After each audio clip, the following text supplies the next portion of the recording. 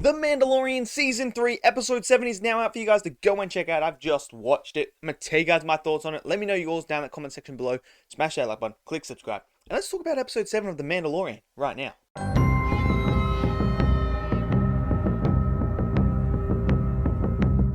Okay, so, last week's episode. Wow, that was a bit of a different ride, wasn't it? So far, Season 3 has not been the best, to say the least. I haven't enjoyed it. I feel like the magic's gone away. Now, a lot of people were being hyping up Episode 7. These last two episodes were going to be the ones that saved the season, that made us all go, damn, Season 3 wasn't actually that bad. So we got it. And guess what? If this was the episode they were talking about that was going to bring it all back together and make me go, wow, what a season. Well, they're totally wrong, because this episode, while it was interesting and cool at points, it was okay. I never really got things where I was like, damn, this episode is absolutely insane. Like, it wasn't like last season's Episode 6, Episode 7, and Episode 8. It wasn't like that, where I'm sitting there, I'm like, oh my god, I cannot wait for the next episode. This was just absolutely peak Mandalorian. This episode, I didn't feel that. Now, there's so many multiple reasons why and layers to why I didn't like this episode as much as some people do. I know some people are saying that this is absolutely fantastic, and that's awesome. I'm super happy for you guys. But for me, there's just things here that are wrong with it. And to start off with, we now have known that other Mandalorians are living on Mandalore right now. So they have been living on there this whole entire time. What? I feel like that's a bit of an arse pull of just saying, look, they're here and everything like that. Like, oh, all this is happening and like no one noticed it or anything like that. I mean, okay then. And you're telling me this whole entire time that they've been living on Mandalore. There has been an Imperial base built in Mandalore. And none of these Mandalorians that have been living on the surface have ever come into contact with Moff Gideon and his crew down there. Okay then. I guess I just gotta suspend belief for that. I feel like the whole entire time that they've been there, they would have ran into each other at least once. But hey, it is what it is. I don't know. But there's also this idea of them throwing Thrawn's name in there. Okay, cool. Thrawn's coming. Great. They make a point of it where there's this whole thing, and Moff Gideon obviously wants to be the new leader. And all that's happening in there. And then we find out that he's actually on Mandalore, which was like, okay, so he's on Mandalore. Interesting. So when the actual other Mandalorians regroup, they go to Mandalore to take Mandalore back. I mean, literally they were offered Navarro. Why wouldn't they just stay on Navarro? I don't know, but they obviously want to go back to Mandalore. So they go back to Mandalore, they send a scout down, and obviously there's another big monster. I mean, these Mandalorians are really good at finding gigantic monsters. They really are. They find them all the time. And then the armored, I almost said the armored Titan. I'm thinking of Attack on Titan again. The armored Mandalorian, she takes the armored one, where the one that does all the armor and everything like that. She takes the sick and that and takes them back up to ship. So some people have a theory that she is actually a spy of Moff Gideon. She's working with Moff Gideon, which, I mean, to be perfectly honest, if that is the case, it's so out of the blue and out of nowhere that I'm just kind of like, that's going to be the biggest like ass pull I've ever seen in my life. Like, I'm just sit there. If this is true, if that theory does come true, and she is working with Moff Gideon, I'm just gonna be like, well, why? No indication in the last 3 seasons have I ever had an indication that she's working for Moff Gideon at all. None whatsoever. And I feel like that would be so bizarre if she did. Anyway, so we get to the point where they're on Mandalore. They figure out, oh, wait a second. There's actually more Mandalorians down here. Wait, no, they're not. They're Imperial troopers. And we obviously see them having this big fight.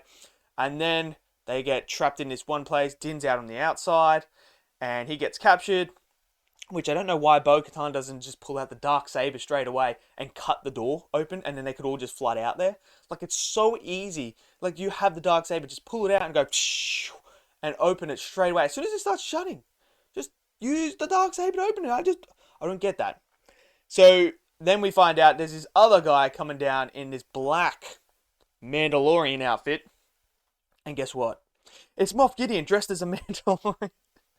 Man, this guy really wants to be Mandalorian, doesn't he? He really wants to be Mandalorian. So he's got this whole thing, and he states that he is actually in a suit of Beskar. I'm sorry. I am sorry. They did a horrible job of making that look like Beskar. It sounds like and looks like plastic. It looks like the Imperial Stormtrooper gear. It does not look like Beskar.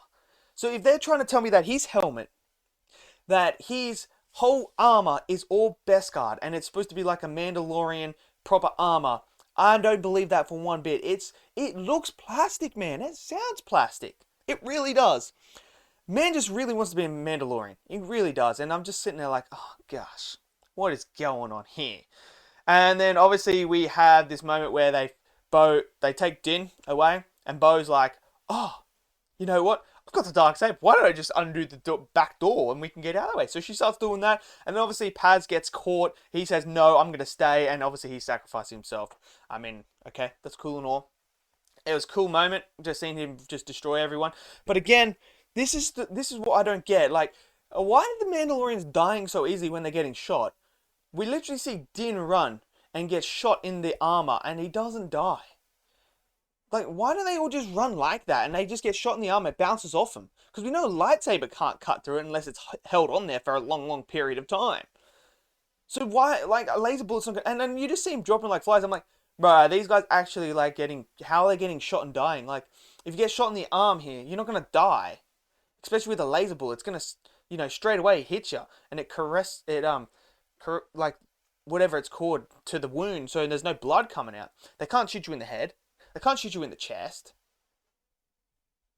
Like, where are they shooting you to kill you? It's like, what's going on? Like, how are you just falling like flies all the time? Like, that's the point of the armor. So anyway, then Moff Gideon flies off. They've got Din. The others get away, and they're going to now take down the fleet up there. So, what's going to happen? Some people, like I said, reckon the other Mandalorian chick is going to be the spy and going to be working. I don't think so. And I'd be very annoyed. But overall, this episode, like, it's cool and all. There were some cool moments, some cool fights and stuff like that. But I just feel like it was lacklusting. And it didn't do anything for me. It really didn't. I mean, Moff Gideon dressed as a fucking Mandalorian? Really? We're going down that route? Like, this guy just... What was the point of this guy? Like, what is it? I just feel like... Yeah, there's just... And then, obviously, don't even get me started. There's guards. You remember those red guards, the Praetorian guards? They're in here as well, because Moff Gideon wants them. They're dressed like Mandalorians too. Why does everything have to look like a Mandalorian? Like, why? I just don't get it. And we get mention of the Palpatine stuff. Project Necromancer. Yeah, and I believe, if my hearing is correct, it's General Hux who's leading it, so there's your problem straight away. So yeah, that's what happened. Yeah, so for me...